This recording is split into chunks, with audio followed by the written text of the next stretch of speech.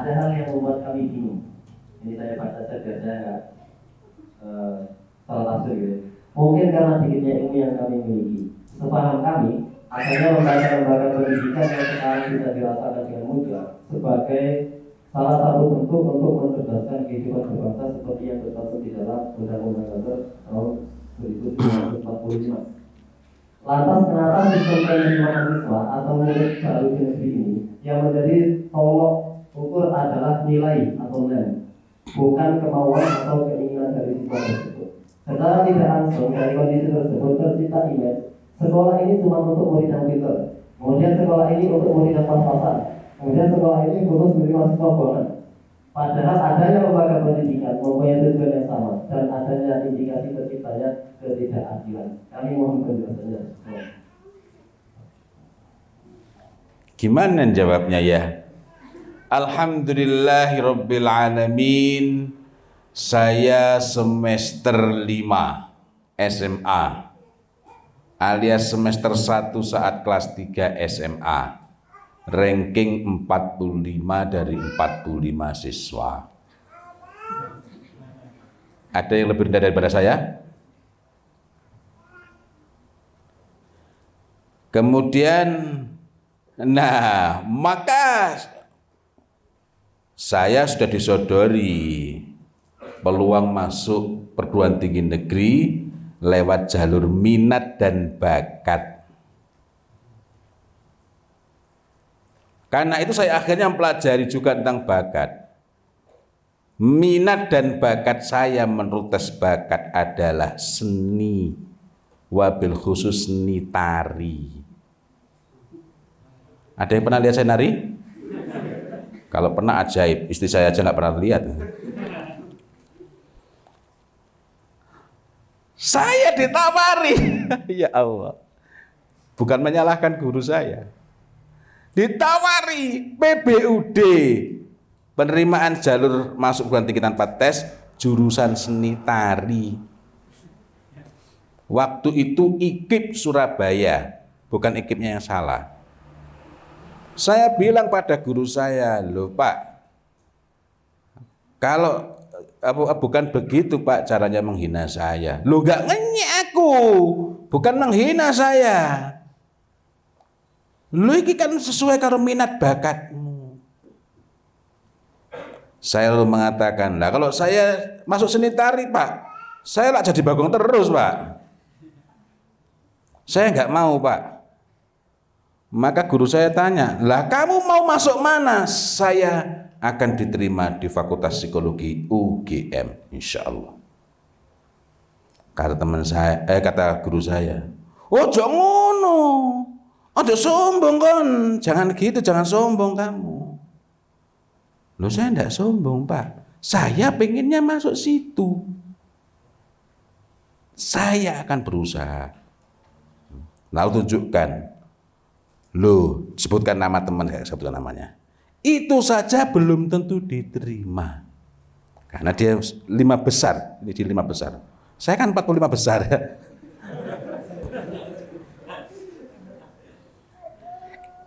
Sebutkan namanya, ini saja belum diterima. Saya bilang, iya Pak, dia belum diterima, tapi saya diterima, insya Allah. Kok saya bisa pede gitu? Kata ibu saya gini, alhamdulillah nak, rankingmu 45, rankingmu 45, berarti ini gak mungkin lebih rendah lagi. Saya kisah karep nak milih jurusan dia. Sekarang terserah kamu nak kamu milih jurusan mana saja. Ibu yang akan mendoakan kamu. Saya bilang, Bu, saingannya akeh. Loh, awakmu iki mek perlu kursi situ. Saingannya banyak, kata ibu. Kamu itu cuma perlu kursi 1. Ngapain kamu mikirkan ngalahkan orang lain?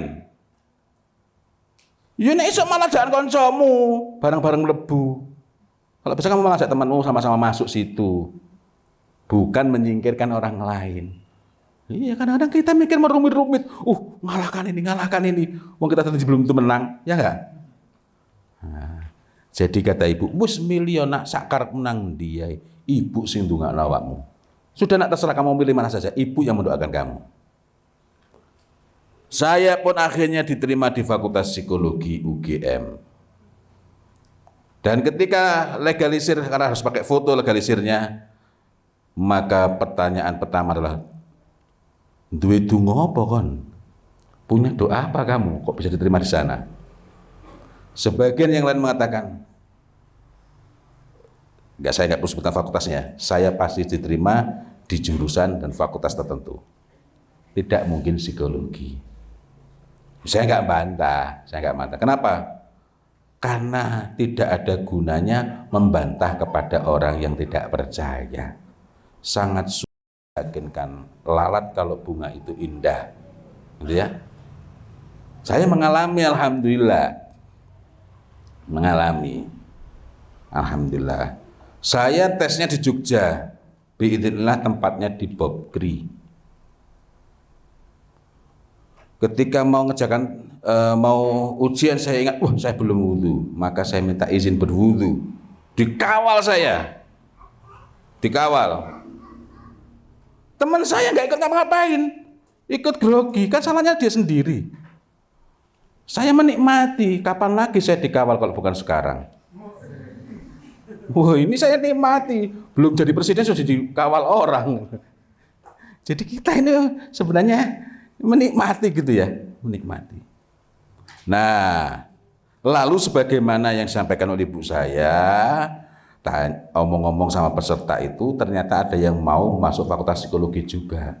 Langsung saya alami, wah selamat, kita berteman, saya akan masuk Fakultas Psikologi. Loh kok dia grogi? Itu kan salah dia sendiri. Ya enggak? Salah dia sendiri. Ini sekedar contoh saja. Jadi begini saudara-saudara, daripada kita ini sibuk mengutuk gelapnya malam, lebih baik nyalakan lampu atau cari penerangan di luar kalau rembulan sedang menampakkan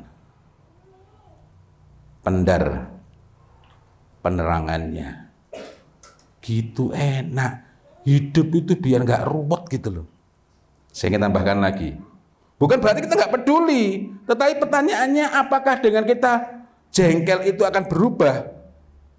Iya kalau nuraninya masih jalan.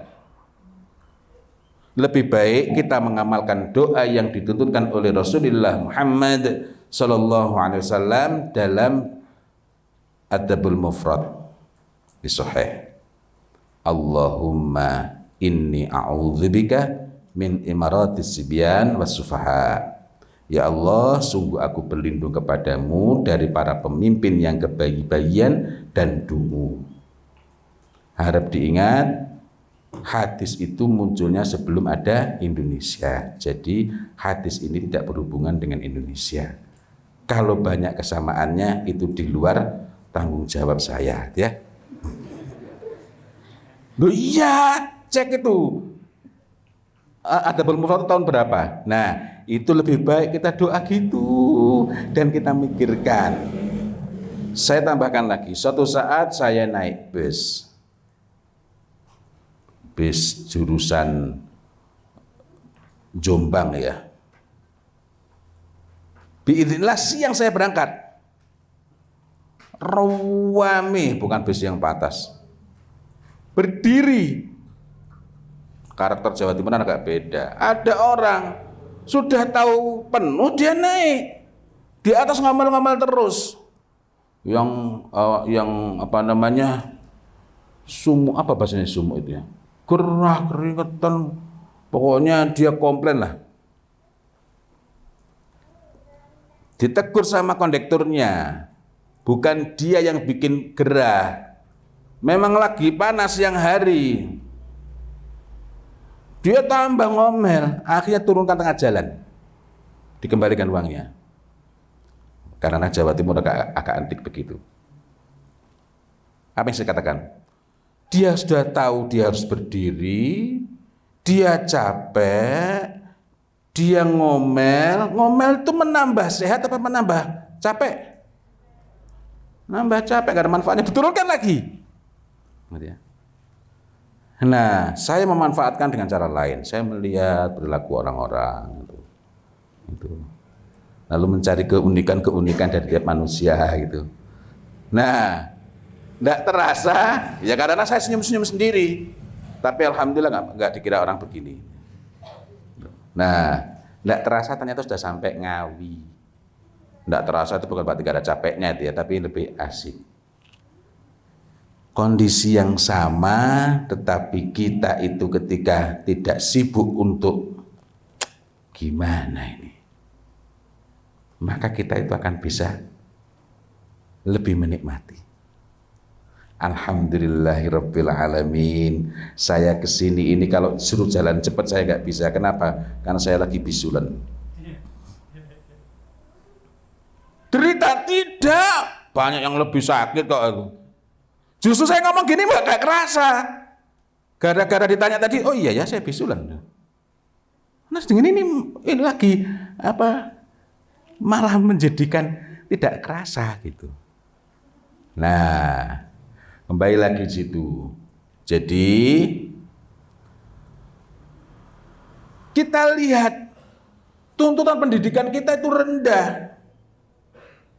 Ya nanti kita ubahlah, standarnya harus lebih bagus. Tetapi ketika tuntutan rendah, artinya kita memiliki peluang lebih banyak untuk belajar lebih sungguh-sungguh. Dengan demikian, kesempatan bagi Anda semua untuk lebih baik itu lebih besar. Gitu kan? Yang penting kita ini tidak tadi kan kita sendiri ikut terjebak dengan strata-strata itu. Ya anggaplah biasa. Itu. Wallahu a'lam bishawab.